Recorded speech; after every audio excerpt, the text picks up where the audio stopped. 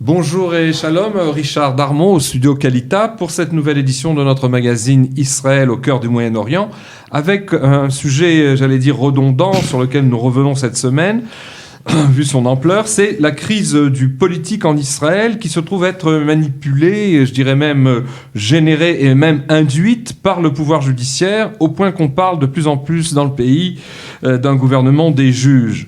Alors que ce phénomène de judiciarisation, c'est un mot un peu barbare, de la vie publique, avait bien commencé dans Tsahal avec le renforcement du rôle de la Cour suprême dans les affaires sécuritaires et la présence d'avocats à l'état-major de Tel Aviv et puis petit à petit dans les QG régionaux des champs de bataille, ce dérèglement se poursuit plus gravement et plus largement aujourd'hui puisque c'est l'État tout entier et ses institutions qui pâtissent de ce coup d'État légal ayant généré une impasse et une crise politique insolvable, puisqu'on est à quelques jours d'un troisième tour des législatives, si je puis dire, un troisième scrutin qui, en moins d'un an, dont on ne voit pas très bien comment il va pouvoir aider à résoudre cette crise institutionnelle. Avec, en tout pour résultat, le fait que l'administration étatique a été mise en veilleuse à cause de cette autorité judiciaire qui a donc pris le pas et qui a pris d'une certaine manière en otage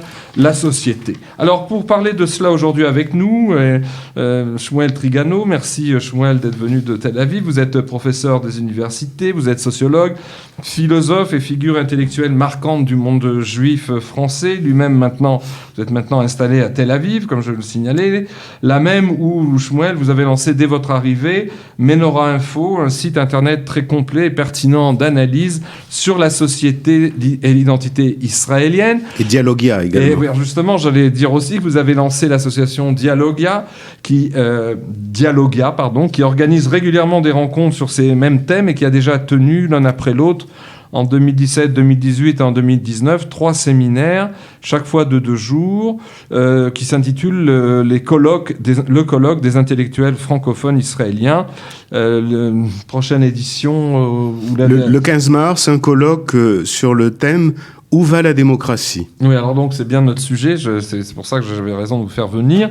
Des colloques qui sont ensuite publiés dans la revue, à la fois dans le site de Menorah, mais aussi dans la revue annuelle Pardes, biannuelle Pardes. Alors Shmuel, vous êtes aussi l'auteur en 3 décennies, il faut le signaler pour ceux qui vous connaissent moins, de plus d'une trentaine d'ouvrages de réflexion sur l'identité, l'histoire, la sociologie, la philosophie juive, presque un par an, qui ne sont pas des petites brochures, ce sont des livres d'analyse dont certains ont analysé sur le fond la question palestinienne. Je pense entre autres à 2 de vos livres comme Les frontières d'Auschwitz et la guerre d'Oslo, et puis aussi les 4 impressionnants volumes de la série d'ouvrages collectifs publiés il y a déjà pas mal d'années que vous avez lancé et coordonné aux éditions Fayard en France, intitulé La société juive à travers l'histoire. Vous venez aussi, et c'est important de le montrer à ceux qui nous regardent, vous venez de publier en Israël un ouvrage en hébreu qui s'intitule Medina HaYehudit, qui est donc l'État juif,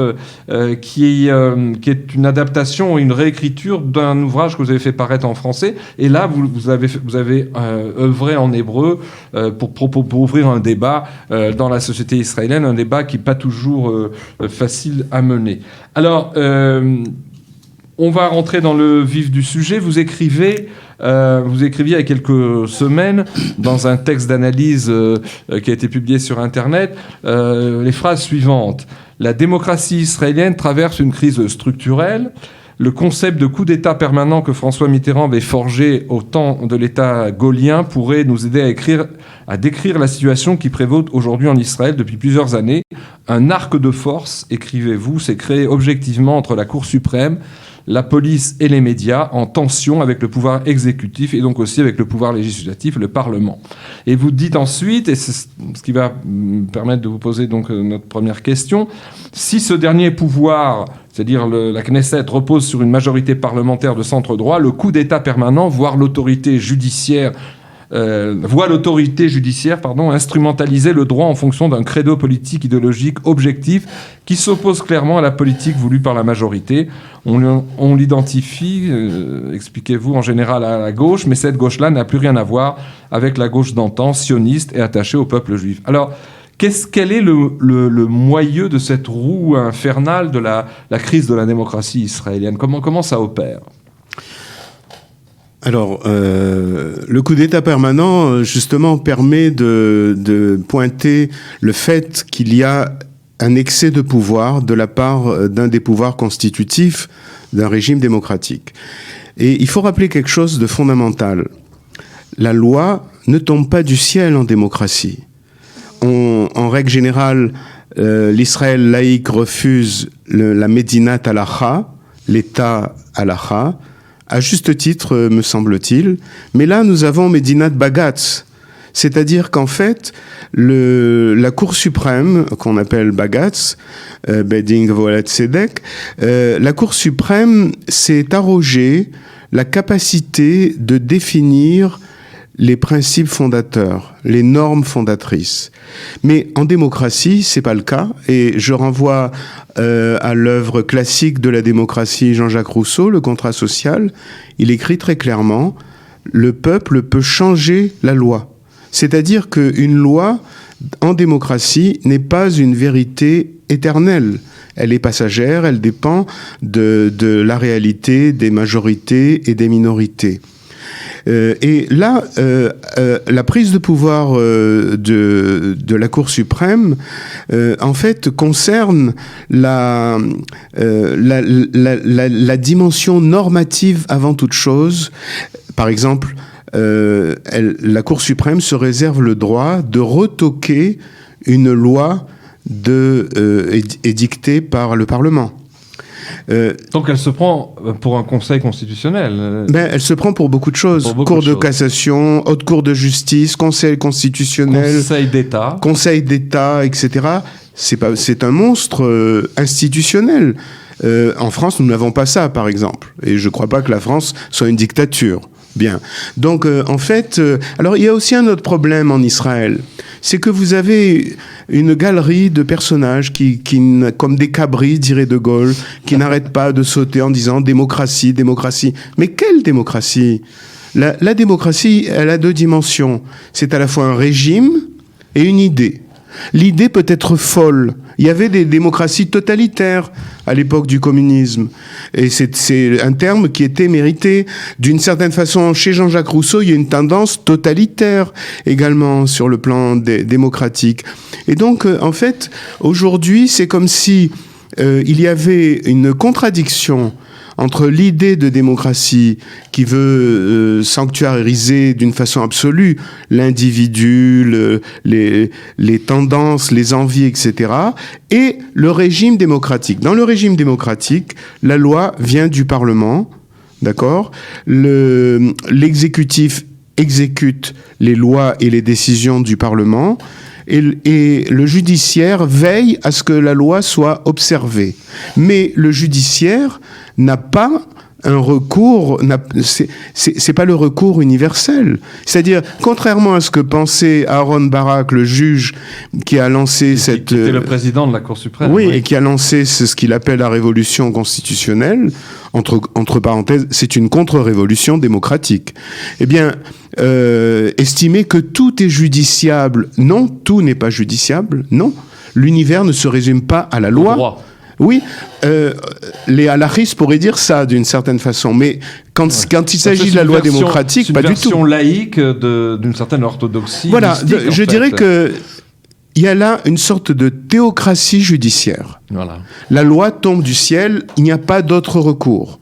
Mais le problème, si vous voulez, c'est que ce qui passe devant la Cour suprême, c'est pas uniquement les lois pénales, etc. C'est aussi, par exemple, les actes et les décisions du pouvoir exécutif, du gouvernement. Et justement, je citais le cas du fait que pour les premières manifestations de cette judiciarisation de la vie publique, ça a été dans Tsahal le fait que la Cour suprême s'arrogeait le droit, par exemple, de décider que tel segment de la barrière de sécurité devenu tellement indispensable pour empêcher les attentats, devait être démoli parce qu'il a tenté aux droits de certains paysans palestiniens. Et on a vu d'ailleurs des arrêts et des recours sans fin des ONG vis-à-vis de la Cour suprême. Parce que dans un pays... Pendant l'intifada, la taxe sur Jenin fut suspendue. pour avoir l'avis de la Cour suprême. C'est pas possible. Ce n'est pas possible dans un pays qui est de surcroît en guerre. Ça ruine le pouvoir exécutif, ça ruine la souveraineté nationale et la souveraineté politique. La Cour suprême n'a pas à se prononcer sur ce qui relève de l'exclusivité régalienne de l'État. Sinon, tout va à volo. Surtout que, n'oublions pas, la Cour suprême a instauré un droit de saisine universel. On peut suspendre l'action de l'État, un Palestinien, des territoires, n'importe qui, un individu. Et évidemment, c'est la porte ouverte à la jungle des ONG. Ces ONG qui sont en grande partie financées par des États, notamment des États européens, et qui visent en fait à paralyser la politique israélienne en fonction des intérêts politiques de ces États. Et là, il y a un problème politique gravissime. Oui, alors vous écriviez dans ce texte en référence que j'ai cité que on a affaire à un véritable monstre judiciaire. Vous écrivez donc ce monstre judiciaire s'est créé.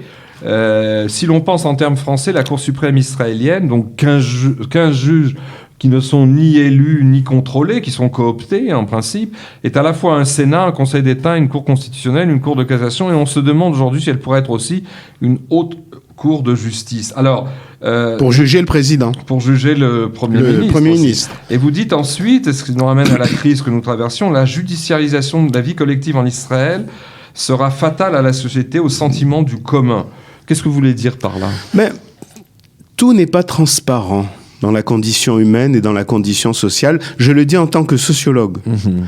La société ne peut pas marcher ni fonctionner sans cette dimension floue. Or, la judiciarisation veut tout réduire aux normes juridiques. Et c'est gravissime parce qu'en fait, ça détruit l'instinct de vie, si j'ose dire. Vous avez évoqué les soldats israéliens, mais il y a eu un sondage qui a montré que les conscrits, et c'est une armée de conscription, et non pas une armée professionnelle, oui. Eh bien, 62% des conscrits israéliens craignent davantage le jugement de l'officier juridique ou judiciaire qui accompagne les soldats en campagne, oui, plutôt que l'ennemi. Et ils se sentent embarrassés dans la défense, limités en quelque sorte. Limités dans la défense face à l'ennemi. Parce que le problème est complexe. L'ennemi a compris parfaitement qu'il ne vaincrait jamais Israël sur le champ de bataille, mais qu'il le vaincra dans la guérilla. C'est ce qu'on appelle la guerre asymétrique. Et donc, dans une guerre asymétrique, l'ennemi, c'est des civils. Des supposés civils. Et par conséquent, toute action militaire véridique est empêchée par cette Alors, menace. Vous dites aussi que cette judiciarisation, elle est d'autant plus malsaine qu'elle retire au peuple son moyen de manifestation, ce que vous appelez le démos, et ce sont les juges qui incarnent la marche de l'État, en quelque sorte. Mais oui, parce qu'en fait, on assiste à quelque chose d'affolant. Aujourd'hui, les élites qui se disent démocratiques condamnent le peuple qualifié de fasciste ou de populiste. Alors, je signale d'abord que cette crise israélienne, c'est peut-être une des crises les plus fortes d'une crise générale. Dans tous les régimes démocratiques, je peux comparer avec la France, je peux comparer avec les États-Unis sous Trump, etc. Et donc, si vous voulez, ce dévoiement, finalement, d'une démocratie sans le peuple, qu'est-ce que ça peut signifier ? Et ça signifie que justement la notion de démocratie est devenue instrumentalisée par des idéologies où ceux qui recherchent le pouvoir se proclament démocrates et proclament les autres fascistes. Mais qui est-ce qui est trompé par une telle manœuvre ? Elle occupe les micros, elle occupe les studios, mais dans la réalité existentielle, les choses ne sont absolument pas vues de cette façon-là.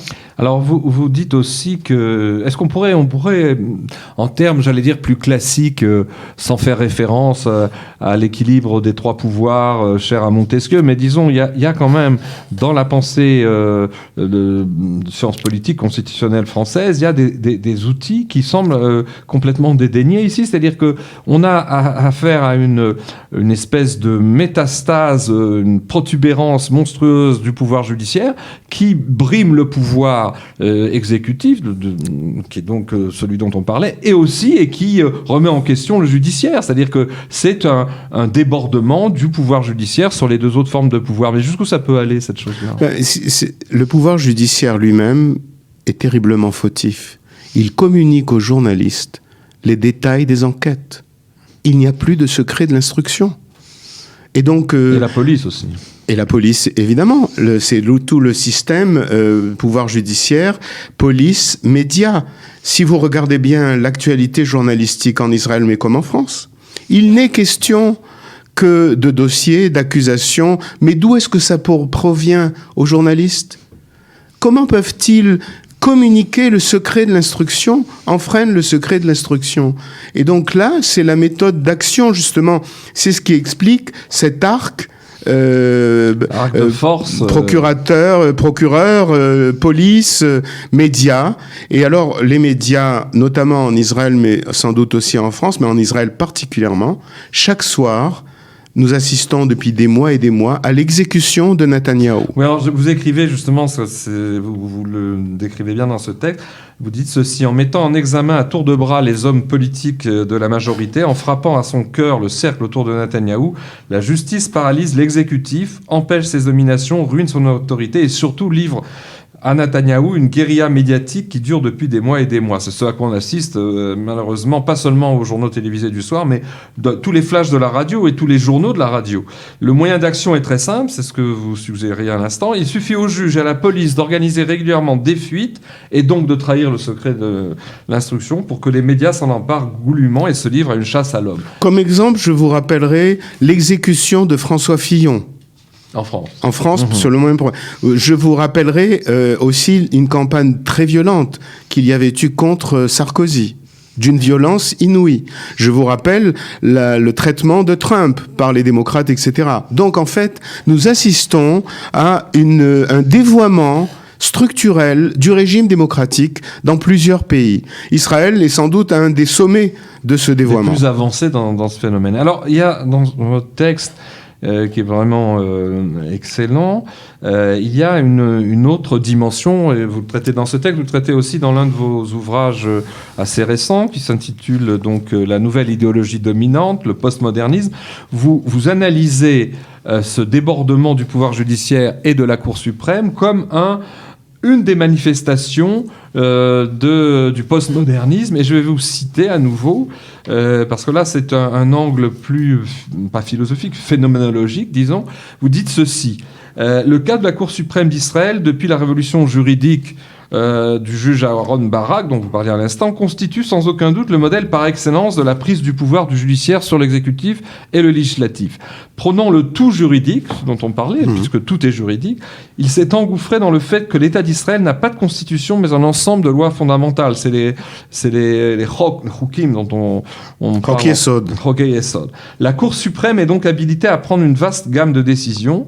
Elles sont exécutoires au point de pouvoir déclarer inconstitutionnelles des lois de la Knesset. Et vous poursuivez en disant: tout citoyen israélien ou non israélien s'est ainsi vu habilité à saisir ce tribunal suprême pour se retourner contre les lois existantes ou les décisions du gouvernement de son pays, y compris dans les domaines les plus cruciaux et les plus professionnels, comme la sécurité publique, j'en parlais avec Tsahal, ou les affaires internationales. Et vous concluez ce paragraphe en disant: l'exemple montre cependant que ce sont surtout des ONG qui mettent en œuvre ce droit d'appel contre l'État dans toutes ses fonctions, au point de devenir des puissances quasi-étatiques dans la société israélienne, sans pour autant constituer des partis politiques, ni connaître élection ou contrôle démocratique, ce qui a permis à toutes sortes de pays européens qui financent leurs démarches judiciaires coûteuse de s'imposer dans l'espace juridique et médiatique israélien. C'est une autre manière de voler le démos qui appartient au peuple. Oui, parce que, alors là, vous faites référence, nous sommes dans le cadre de la domination d'une nouvelle idéologie. Le postmodernisme, c'est un post-marxisme, en quelque sorte. Le marxisme après l'effondrement du communisme.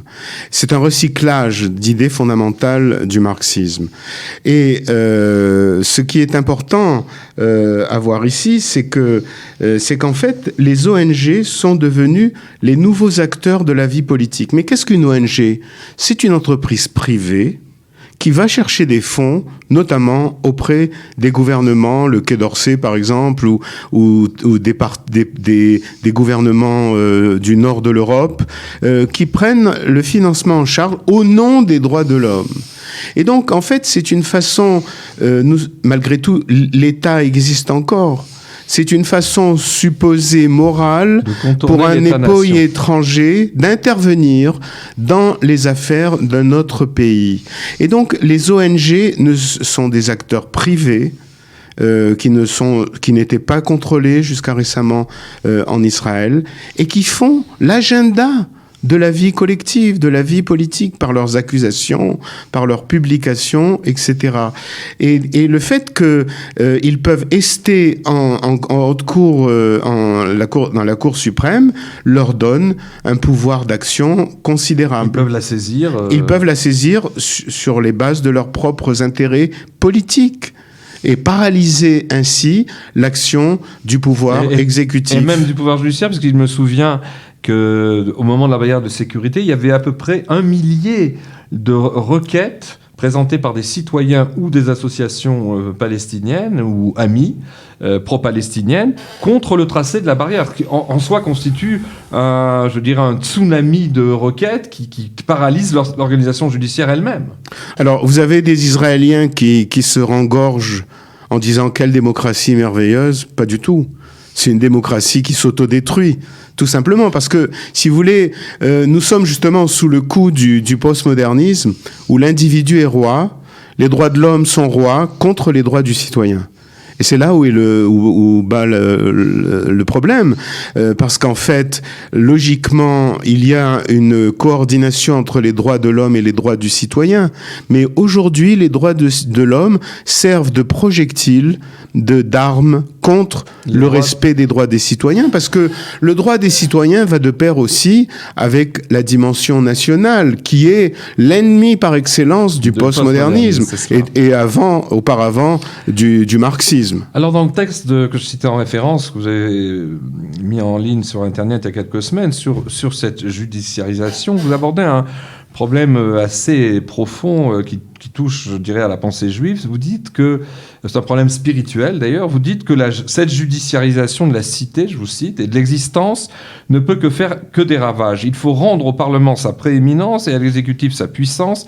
Il n'est pas possible que le pouvoir des juges et de la police soit en roue libre. Ils doivent être sous le contrôle du souverain, avec un grand S, sans lequel ils ne sont rien.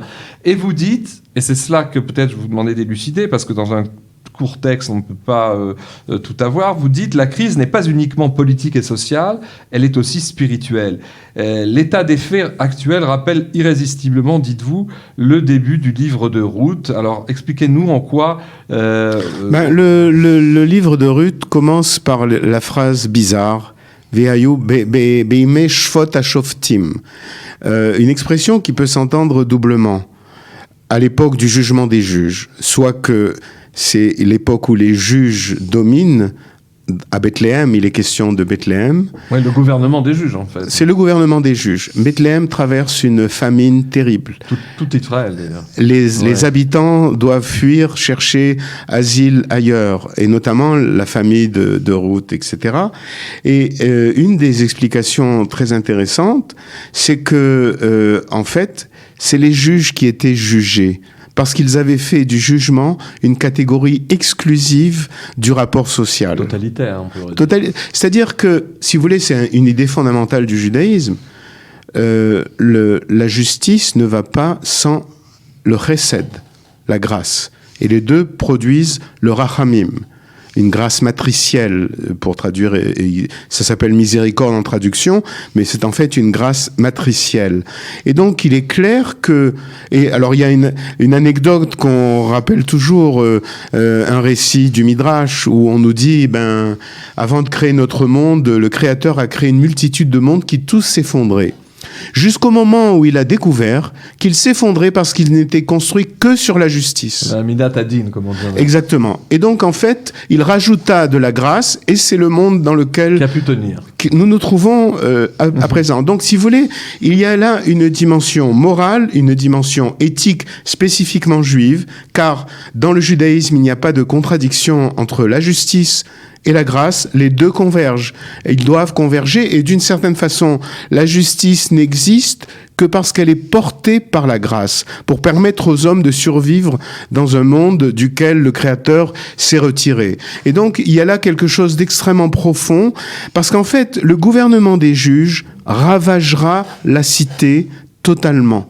Non seulement les pouvoirs, les autorités, mais également l'intériorité, la dimension morale à ce niveau-là. Et alors donc, c'est pas étonnant en vous écoutant que d'une certaine manière ces élites, y compris leur leader, le juge Barak, dans les années 80-90, qui a initié ce changement, étaient à la fois des élites qui ont comme référence le droit international, des références cosmopolites qui ne sont pas ancrées dans le judaïsme, mais en même temps, ils sont, on pourrait dire aussi, les héritiers malheureux d'une certaine conscience de la catastrophe, de la Shoah. Il y a un mélange entre eux, si vous voulez, une sorte d'anéantissement, de sentiment d'anéantissement qui a été provoqué par la Shoah, et le fait de recourir au droit comme une bouée de sauvetage, parce que c'est lié dans les profils socio-psychologiques de cette élite. Il y a aussi le traumatisme de la Shoah et la planche de salut par le droit.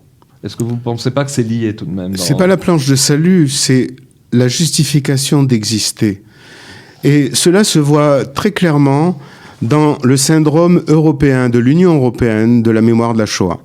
Je soutiens l'idée que il y a une mémoire de la Shoah européenne et une mémoire juive qui ne sont pas les mêmes. Pas du tout les mêmes. Et c'est le devoir de mémoire. Car l'Europe, en tant qu'Union européenne, c'est un nouveau pouvoir de type impérial qui se fonde et il rencontre un obstacle moral sur sa route qui est la Shoah. Car l'Europe qui précède celle d'aujourd'hui, c'était celle de Hitler.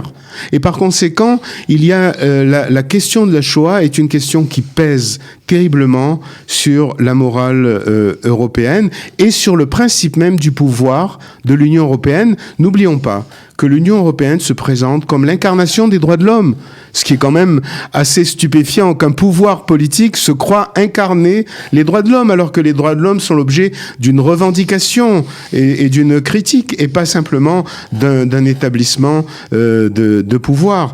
Et donc, en fait, l'Union européenne a développé sa repentance, elle se sent coupable, mais elle n'est coupable qu'envers le peuple juif détruit.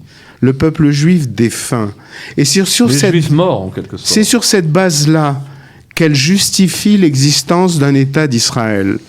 Mais cette existence d'un État d'Israël lui semble avoir produit une injustice supplémentaire envers un peuple palestinien innocent.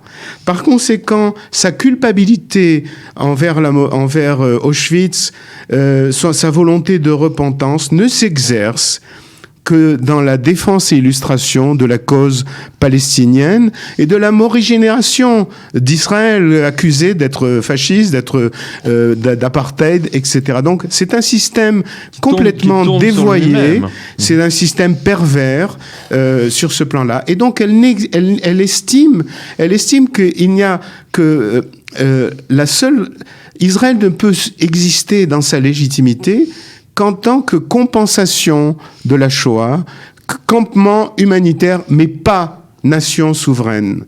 Et c'est là où le bas blesse, lorsque, par exemple, Israël est attaqué par le Hamas et qu'il utilise la légitime défense, vous avez l'Europe qui s'effarouche, mais usage disproportionné de la force. L'Europe a inventé la doctrine de la disproportionnalité.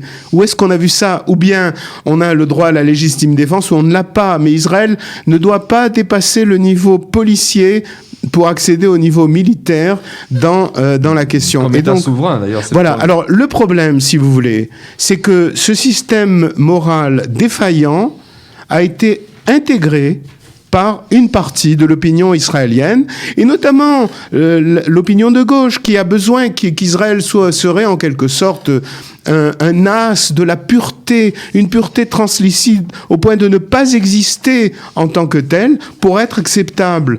Et c'est là où, en fait, cette version des choses va à l'encontre de la doctrine de la souveraineté.